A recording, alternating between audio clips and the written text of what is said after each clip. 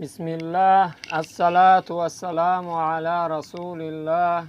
اما بعد، برادران اهل اسلام، موضوعی که اندک صحبت پیشتر کردیم در بیان کسب حلال، محنت حلال بود که پیامبر خدا صلی الله علیه و سلم در این حدیث به ما و شما خبر میدهد که مثال مسلمان مثل زنبور عسل است.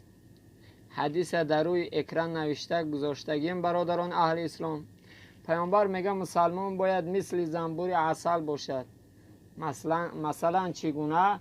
یعنی که زنبور عسل چگونه خود محنت میکند، عسل تیار میکند، مسلمان هم باید از دست کسب محنت حلال خود چکا کنه، روزگار زندگی خود را پیش برد. نباید که هر انسانی که الحمدلله میگه من مسلمان هستم، رو به قبله نماز میخوند، روزه میگیرد، باید کسب حرام برای خود اختیار کنند. بعضی برادران در مهاجرت هستند، از وطن دور هستند، از مال غیر دین میخرن یا دزدی میکنن، میگن که این برای ما حلاله. نعوذ بالله، خدا نگه بداره. برادران اهل اسلام، خدای نکرده فردا روز قیامت از ایمان اگر طلب کنه، در اونجا بسیار افسوس میخوریم.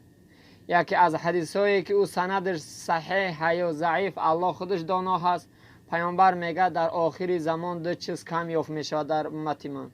گفتن یا رسول الله اون چی است اون دو چیز؟ پیامبر خدا صلی الله علیه و سلم گفت اون یک تاش این که انسان حلال خور کم یافت میشه. در آخر زمان انسان های حلال خور، لقمه حلال دارن، کم یافت میشه. دیدیم که دوستان حقیقی همه از برای مال دنیا با همدیگر دوستی میکنن.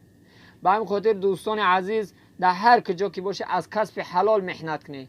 نگاه کنه که حدیثی را در ارشاد طالبین روایت میکنه، پیامبر خدا صلی الله علیه و سلم میگه بعض انسان های هستند که در روی جاگه بندگی میکنن، خداوند ثواب شهیدی را میده.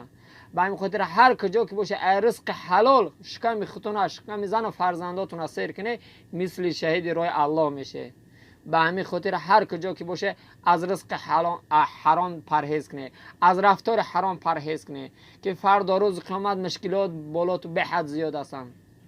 الله متعال در هر کجا که باشه ما مسلمان های غریب به رزق حلال موفق کنه و از رزق حرام همیشه خداوند دور ما بگردونه.